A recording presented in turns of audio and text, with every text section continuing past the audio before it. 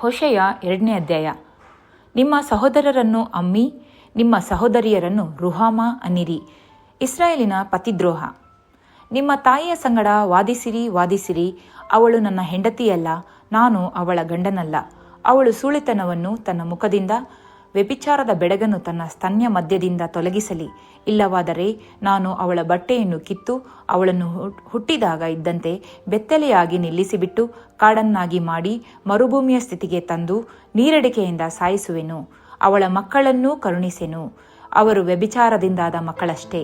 ಅವರ ತಾಯಿಯು ಸುಳ್ಳಿತನ ಮಾಡಿದ್ದಾಳೆ, ಹೆತ್ತವಳು ನಾಚಿಕೆಗೇಡಿಯಾಗಿ ನಡೆದಿದ್ದಾಳೆ. ನನಗೆ ಬೇಕಾದ ಅನ್ನಪಾನಗಳನ್ನು, ಉಣ್ಣೆ ನಾರುಗಳನ್ನು, ತೈಲವನ್ನು, ಪಾಯಸ ಪಾನಕಗಳನ್ನು ನನಗೆ ಕೊಡುವ ನನ್ನ ಮಿಂಡರ ಹಿಂದೆ ಹೋಗುವೆನು ಅಂದುಕೊಂಡಿದ್ದಾಳೆ. ಇಸ್ರಾಯೇಲಿನ ದಂಡನೆ. ಹೀಗಿರಲು ಆಹಾ, ನಾನು ಅವಳ ದಾರಿಗೆ ಮುಳ್ಳು ಬೇಲಿ ಹಾಕುವೆನು. ಬೇಕಾದ ಹಾದಿಗಳನ್ನು ಹಿಡಿಯದಂತೆ ಅವಳಿಗೆ ಅಡ್ಡಗೋಡೆ ಕಟ್ಟುವೆನು. ಅವಳು ತನ್ನ ಮಿಂಡರನ್ನು ಹಿಂದಟ್ಟಿದರೂ ಅವರನ್ನು ಸಂಧಿಸಳು, ಅವರನ್ನು ಹುಡುಕಿದರೂ ಅವರು ಸಿಕ್ಕರು. ಆಗ ಅವಳು, ನನ್ನ ಮದುವೆಯ ಗಂಡನ ಬಳಿಗೆ ಹಿಂದಿರುಗಿ ಹೋಗುವೆನು, ಈಗಿನ ನನ್ನ ಸ್ಥಿತಿಗಿಂತ ಆಗಿನ ಸ್ಥಿತಿಯು ಎಷ್ಟೋ ಲೇಸು ಅಂದುಕೊಳ್ಳುವಳು. ತನ್ನ ಧಾನ್ಯ, ದ್ರಾಕ್ಷಾರಸ, ತೈಲಗಳು ನನ್ನಿಂದ ದೊರೆತವುಗಳೆಂದೂ, ಬಾಳನ ಪೂಜೆಗೆ ಉಪಯೋಗಿಸಿದ ಬೆಳ್ಳಿ ಬಂಗಾರಗಳು ನನ್ನ ಧಾರಾಳವಾದ ವರವೆಂದು ಅವಳಿಗೆ ತಿಳಿಯದು. ಆದ ಕಾರಣ ನಾನು ನನ್ನ ಧಾನ್ಯ, ದ್ರಾಕ್ಷಾರಸಗಳನ್ನು ಆಯಾ ಕಾಲದಲ್ಲಿ ಹಿಂದಕ್ಕೆ ತೆಗೆದುಕೊಳ್ಳುವೆನು. ಅವಳ ಮಾನವನ್ನು ಮರೆಮಾಡುವುದಕ್ಕೆ ನಾನು ಕೊಟ್ಟ ಉಣ್ಣೆ ನಾರುಗಳನ್ನು ಕಿತ್ತು ಬಿಡುವೆನು. ಈಗ ಅವಳ ಮಿಂಡರ ಕಣ್ಣೆದುರಿಗೆ ಅವಳ ನಾಚಿಕೆಗೇಡಿತನವನ್ನು ಬಯಲಿಗೆ ತರುವೆನು. ಅವಳನ್ನು ನನ್ನ ಕೈಯಿಂದ ಯಾರೂ ಬಿಡಿಸರು. ನಾನು ಅವಳ ಉಲ್ಲಾಸ, ಹಬ್ಬ, ಅಮಾವಾಸ್ಯೆ, ಸಬ್ಬತ್ತು, ಮಹೋತ್ಸವ ಇವುಗಳನ್ನೆಲ್ಲ ನಿಲ್ಲಿಸಿ ಬಿಡುವೆನು.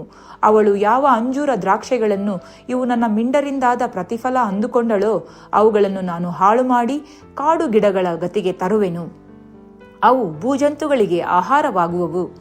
ಅವಳು ನನ್ನನ್ನು ಮರೆತು ಮೂಗುತಿ ಮೊದಲಾದ ಒಡವೆಗಳಿಂದ ತನ್ನನ್ನು ಸಿಂಗರಿಸಿಕೊಂಡು ಮಿಂಡರ ಹಿಂದೆ ಹೋಗಿ ಬಾಳ್ ದೇವತೆಗಳ ಉತ್ಸವ ದಿನಗಳಲ್ಲಿ ಧೂಪ ಹಾಕಿದ್ದಕ್ಕೆ ನಾನು ಅವಳನ್ನು ದಂಡಿಸುವೆನು. ಇದು ಯೆಹೋವನ ನುಡಿ. ಇಸ್ರಾಯೇಲನ್ನು ಪುನಃ ಸ್ವೀಕರಿಸಿದ್ದು. ಆಹಾ, ನಾನು ಅವಳನ್ನು ಒಲಿಸಿ ಅಡವಿಗೆ ಕರಕೊಂಡು ಹೋಗಿ ಅವಳೊಂದಿಗೆ ಹೃದಯಂಗಮವಾಗಿ ಮಾತಾಡುವೆನು. ಅವಳ ದ್ರಾಕ್ಷೆಯ ತೋಟಗಳನ್ನು ಅಲ್ಲಿರುವಾಗಲೇ ಅವಳಿಗೆ ಹಿಂದಕ್ಕೆ ಕೊಡುವೆನು. ಆಕೋರಿನ ತಗ್ಗನ್ನೇ ಅವಳ ಸುಖ ನಿರೀಕ್ಷೆಗೆ ದ್ವಾರವನ್ನಾಗಿ ಮಾಡುವೆನು. ಯೌವನದಲ್ಲಿ ಐಗುಪ್ತ ದೇಶದೊಳಗಿಂದ ಹೊರಟು ಬಂದ ದಿನದಲ್ಲಿ ಇದ್ದಂತೆ ಅಲ್ಲಿ ಒಲುಮೆಯಿಂದಿರುವಳು.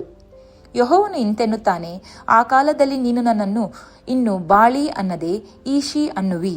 ನಾನು ಬಾಳ್ ದೇವತೆಗಳ ಹೆಸರುಗಳನ್ನು ನಿನ್ನ ಬಾಯೊಳಗಿಂದ ತೊಲಗಿಸುವೆನು, ಅವುಗಳನ್ನು ಇನ್ನು ಎತ್ತದಿರುವಿ.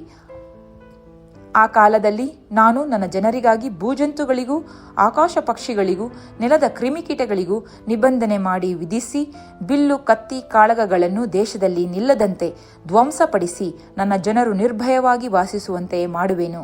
ನಾನು ನಿನ್ನನ್ನು ಶಾಶ್ವತವಾಗಿ ವರಿಸುವೆನು. ಹೌದು, ನೀತಿ, ನ್ಯಾಯ, ಪ್ರೀತಿ, ದಯೆಗಳಿಂದ ನಿನ್ನನ್ನು ವರಿಸುವೆನು. ನಾನು ನಿನ್ನನ್ನು ನಂಬಿಕೆಯಿಂದ ವರಿಸಲು ನೀನು ಯೆಹೋವನಾದ ನನ್ನನ್ನು ತಿಳಿದುಕೊಳ್ಳುವಿ. ಯೆಹೋವನು ಇಂತೆನ್ನುತ್ತಾನೆ, ಆ ಕಾಲದಲ್ಲಿ ನಾನು ಒಲುಮೆ ತೋರಿಸುವೆನು. ಬೇಡುವ ಆಕಾಶಕ್ಕೆ ನಾನು ಒಲಿಯಲು, ಬೇಡುವ ಭೂಮಿಗೆ ಅದು ಒಲಿಯುವುದು. ಬೇಡುವ ಧಾನ್ಯ, ದ್ರಾಕ್ಷಾರಸ, ತೈಲಗಳಿಗೆ ಭೂಮಿಯು ಒಲಿಯುವುದು. ಬೇಡುವ ಇಜ್ರೇಲಿಗೆ ಅವು ಒಲಿಯುವವು.